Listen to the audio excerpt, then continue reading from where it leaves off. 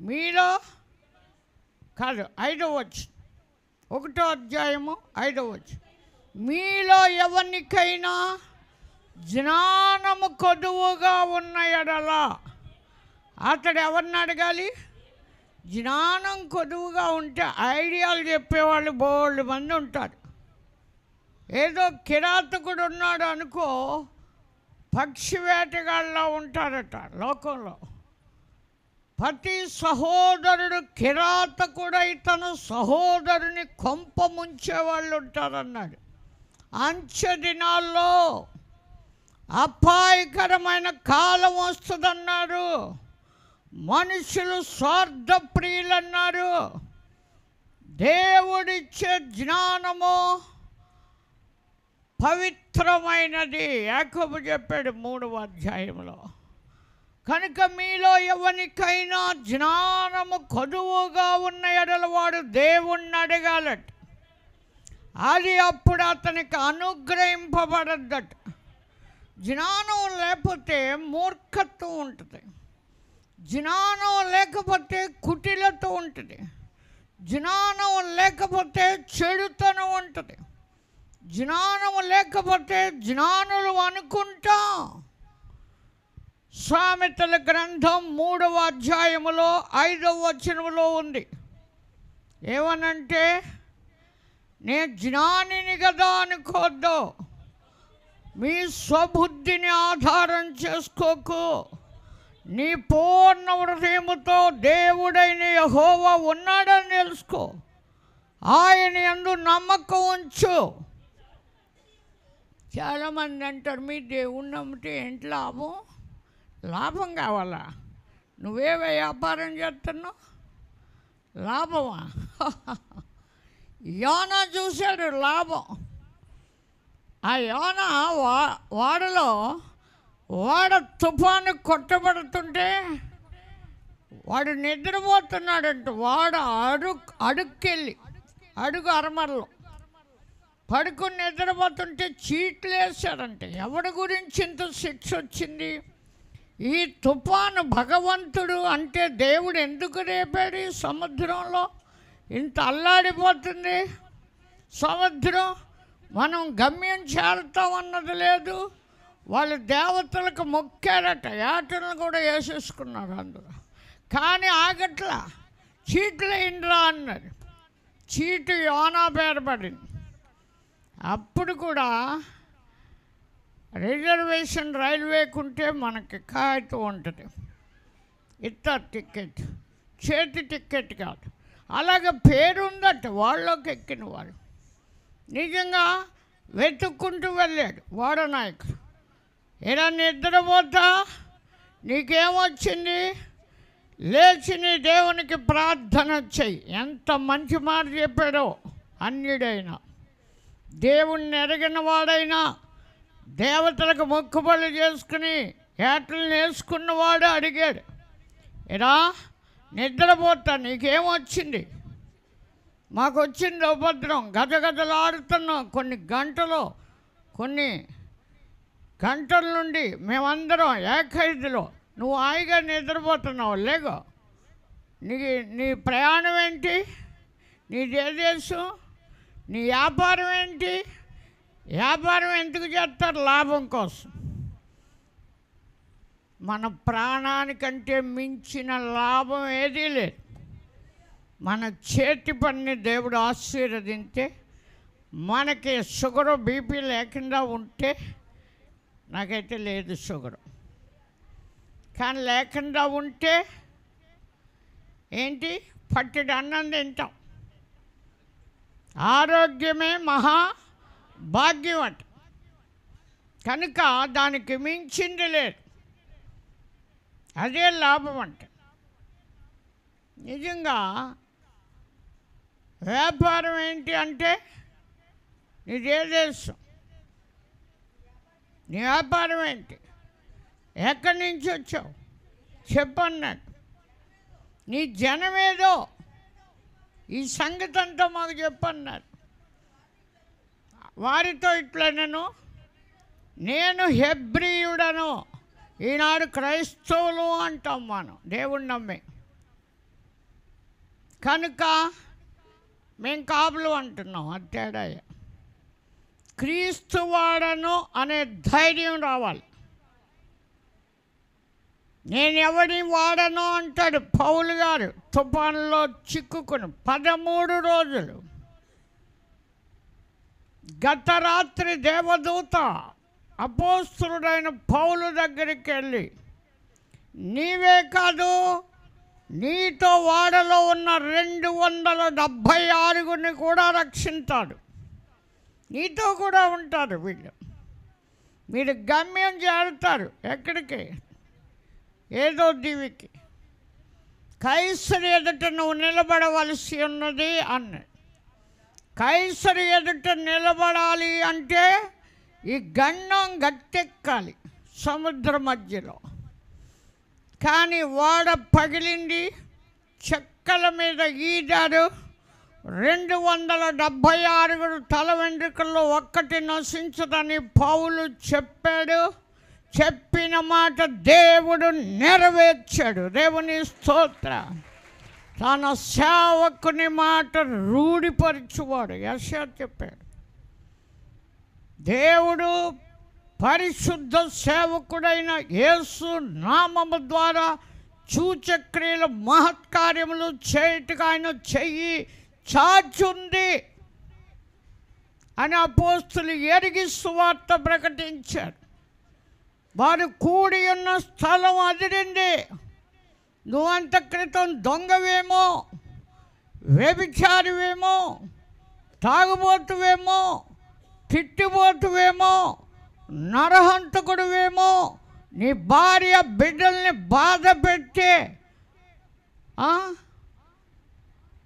ఏడిపించే స్వభావం నీకుందో, అవన్నీ కాదు. పౌలుతో ఉన్నందువలన వాళ్ళ ప్రాణాలను కూడా దేవుడు రక్షించాడు. మనము యేసే మార్గం అని తెలుసుకున్నాం. యేసులో నడుస్తున్నాం. యేసు అన్నాడు, నా యందు మీరు వాడలా అంటులా, నా యందు అన్నాడు యేసు.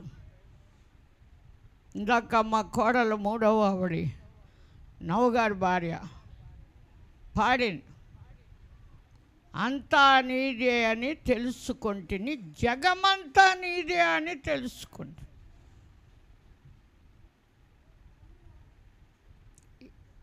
పీల్చే గాలి నీదే అని తెలుసుకున్నాను, నాలో ఉన్న జీవం నీదే అని తెలుసుకున్నాను. ఈ జీవానికి తగిన ఆక్సిజన్ దేవుడిచ్చాడు. ఇది కొనుక్కుంటున్నారు బండలతో ఆయాసం వాళ్ళు. కరోనా వచ్చినప్పుడు ఉంది, బండలకు లేకపోయిన వాళ్ళు కొందరు. పుట్టినప్పుడు మొదలు, తల్లి గర్భము నుండి బయటపడింది మొదలు ఎన్ని యూనిట్లు పవర్ మనకిచ్చాడు ఈ గాలి, ఆక్సిజన్, జీవవాయువు. అంతేకాదు, తాగటానికి పాలు, పశువులను కూడా పుట్టించాడంట. ఆదికాండంలో 1వ అధ్యాయంలో ఉంది. జంతువులను, పశువులను 6వ రోజే అట్లు పుట్టించింది కూడా. మనుషుల్ని నిర్మించింది కూడా 6వ రోజు. 7వ రోజు విశ్రాంతిగా ఆయన ఉన్నాడు. ఆ రోజు ఆయన సన్నిధికి రమ్మన్నాడు. నా మాటలు వింటే 6 దినాలు మీరు కష్టపడి పని చేసుకోవచ్చు అన్నాడు. వెనకుండా వెళ్ళారా? పొలాన్ని ఉన్నవాడు పొలాన్ని పట్టుకోండి, ఇంటికాడ ఉన్నవానే పర్లే, సన్నిధికి రావాలన్నాడు. ఇప్పుడు అంత భయం ఎవరికి ఉంది?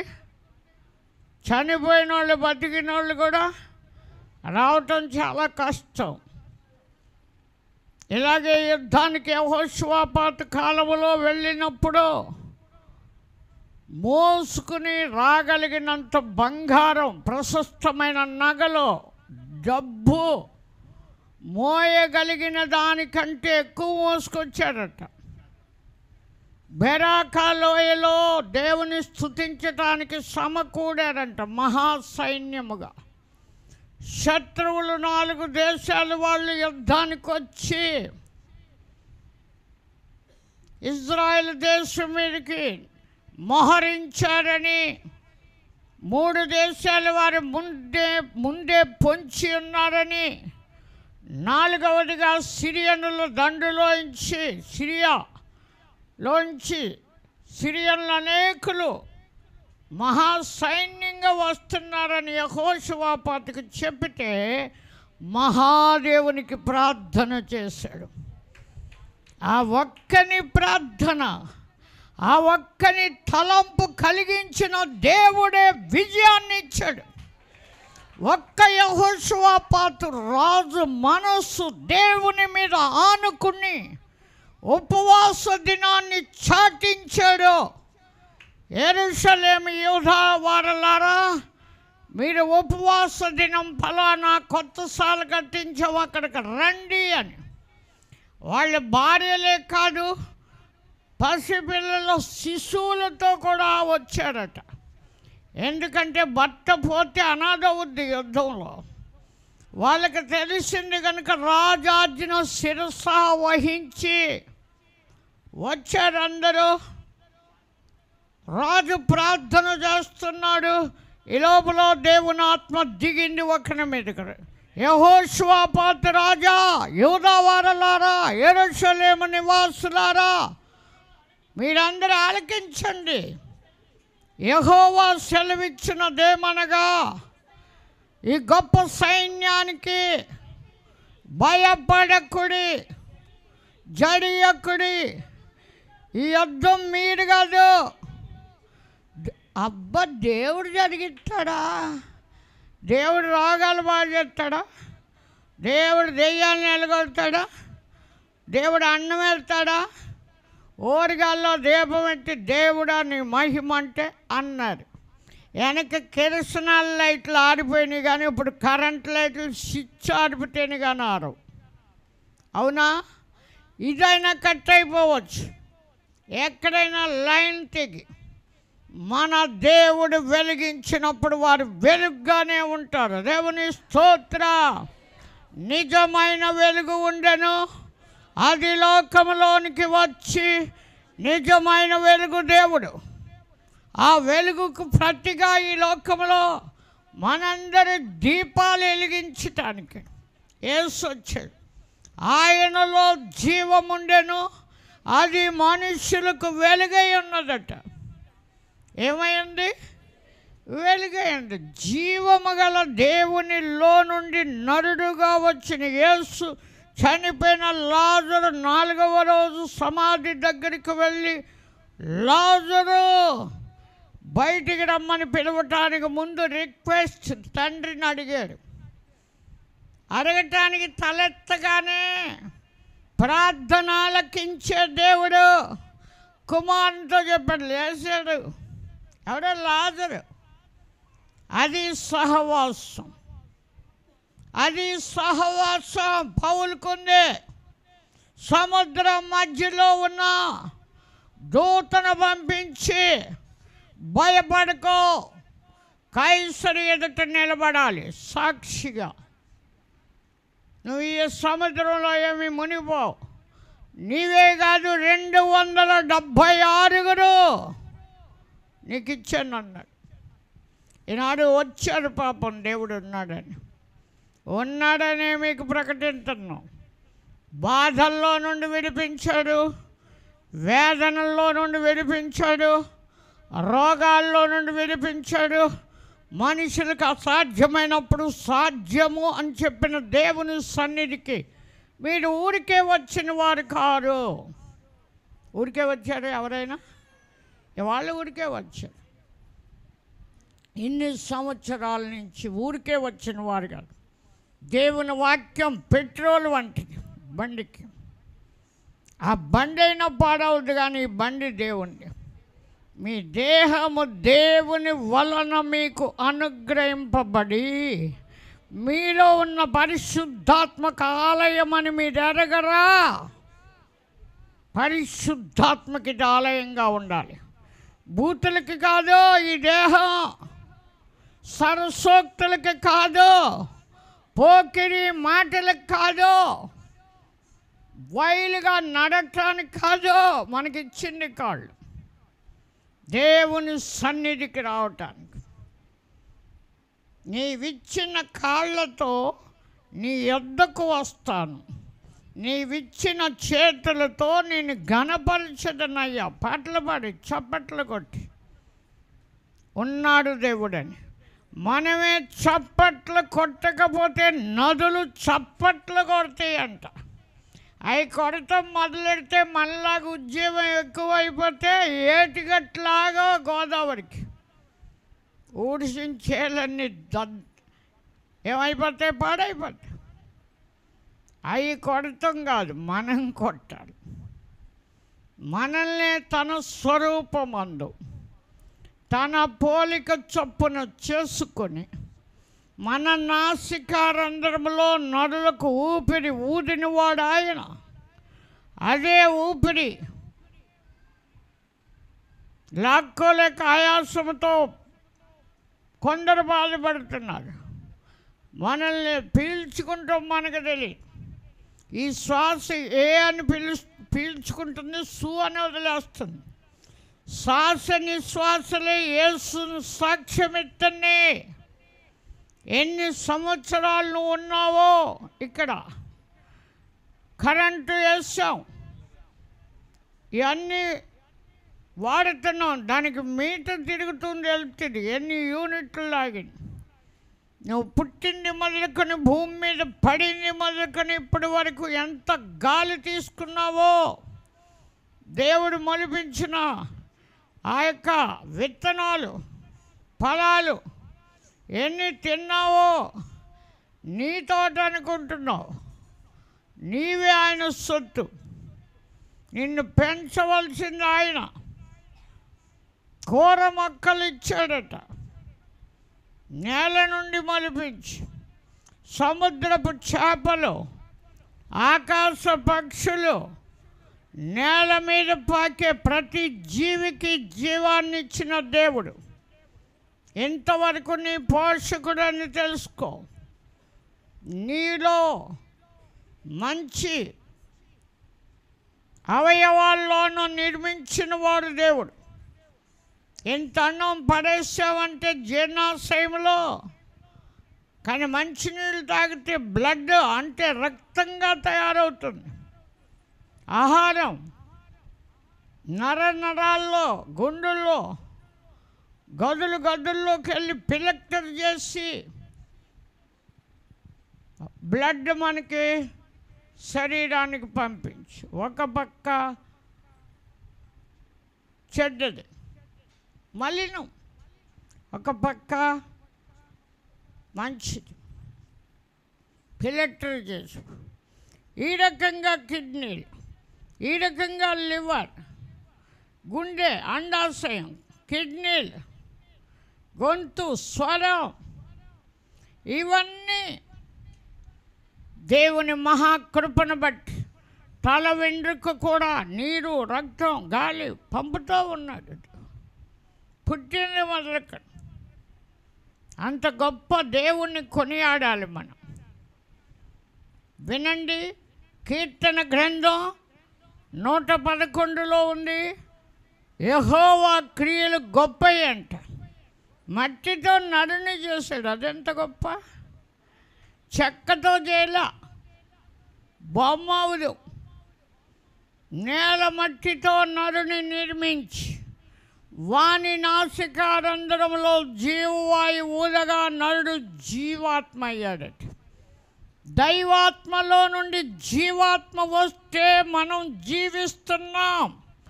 మనకి దేవునికి కలెక్షన్ ఉంది. మనం అంటాం స్తంభం నుండి మాకు కరెంటు కలెక్షన్ లేదండి, మా ఇంట్లో అయ్యే వెలుగుతాయి అంటే అక్కడ కట్ చేసినప్పుడు కానీ తెలియదు. కనుక నరుని ఆత్మ యెహోవా పెట్టినా అది ఎవరికీ కనబడదు. ఆ దీపం ఉండగానే ఇల్లు, మనుషులు పోతే ఓ దీపం పెడతారు, అది నిజం కాదు, వచ్చిన వాళ్ళు వస్తాయి. కానీ యేసు మాత్రం చనిపోయిన లాజరు 4వ రోజు వెళ్ళి స్టార్ట్ చేశాడు తండ్రిని అడిగి. నమ్మితే దేవుని మహిమ ఎప్పుడైనా, నమ్మకపోతే మహిమను చూడలేడు. నమ్మాలి, మీద ఉన్న రాతి గుండెని తీసేయాలి. నీ గత చరిత్ర దేవుని సన్నిధిలో ఒప్పుకోవాలి. నేనుంటే అలాంటి రాయిలా ఉండను, మెత్తగా రాతి గుండెని తీసేసి మాంసపు గుండెని ఎత్తాడట. దేవుని ఆత్మ మన యందుంచి ఆయన కట్టడలు అనుసరించేవాడిగా, ఆయన విధులను గైకొనేవాడిగా చేస్తాడట. దేవుని స్తోత్ర. దైవ విధి ఏంటో తెలుసుకుని నడవగలిగే జ్ఞానం దేవుడిస్తాడు. అందుకే యెహోవాయే జ్ఞానం ఇచ్చేవాడు. మీలో ఎవరికైనా జ్ఞానము కొదువుగా ఉంటే అతను దేవుణ్ణి అడగండి. జ్ఞానంతో, తెలివితో, యుక్తితో ఏదో ఒక పని చేస్తాడట. అసలు ఏమి ప్రయాసపడినోడికి అవన్నీ ఇచ్చేస్తాడట. ఎవడో ఇల్లు కడతాడు, వాస్తు బాగాలేదంటారు, అమ్మేదాకాడికి ఇంకా డౌటే. ఈ లోపల నాకు అందుకే పడిపోయింది చెయ్య, అందుకే నోరు మాట్లాడినెత్తలే అంటే మొత్తం మీద ఎవడో కొంటే జాలని ఊరికే ఆయన ఇచ్చేస్తాడు. అంతకాదు, ఎంతకైనా ఉండి ఇంట్లో. నిజంగా దేవుడు ఆకాశం నుండి నరులను పరిశీలనగా చూస్తున్నాడట.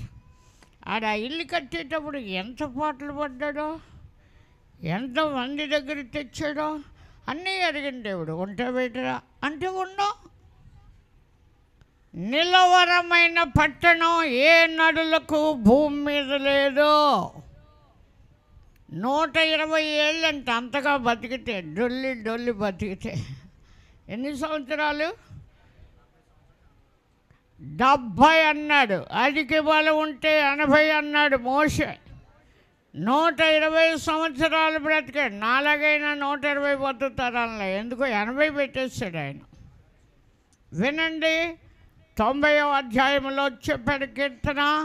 అలా కాదు, 930 ఏళ్ళు బతికాడంట. మొదటి చేసిన మట్టిని తీసి చేసిన ఆదాం. దేవుడు దూరం చేసిన ఏం తిన్నాడో, ఏం తాగాడో, చెమట కార్చి ఆహారం తిన్నాడట. మన నుండి తీసాను మొన్న అవుతావు అన్నా కానీ 930 ఏళ్ళంటే ఎవరో నమ్మరు. అన్నేళ్ళకేళ అడిపోలేని ఇప్పుడు ఉంచిన ఒడుగులాగా మనం చూస్తే అందరూ జడుచుకుంటారు. సేవనిస్తూ జడుచుకుంటారా? కళ్ళు పళ్ళు అలాంటివి ఏమో ఉండవు. పసిపిల్లలు నవ్వేరు, మనం నవ్వేరు, విషపు నవ్వు. లోకం అంతా చూసేసావు, రుచి, నానా రుచులు చూశారు. ఏదేమైనా ప్రభువు దయాళుడని రుచి చూచిన వారు, దుష్టత్వం వారిలో లేదు, మంచితనం ఉంది. ఒక్క పౌలు అందులో ఒక కూడా వచ్చి బేడీలు బిగించిన ఆ కమాండర్ అయిన ప్రేమే. జైలు అధికారి పౌలు శిలను కొట్టి బొండలు బిగించి సెరసల్లో పడేస్తే వాళ్ళు కూడా ఎర్రోళ్ళగా పాటలు పాడుతున్నారట. నేను కూడా ఇంకేముందంటాను ఇలా బలహీనరాలుగా. అప్పుడే నా దైవ దేవుని శక్తి నన్ను ఆవరించింది. శక్తికి మించిన ప్రయాణం దేవుని పిల్లలకి, శక్తికి మించిన మాటలు దేవుని పిల్లలకి.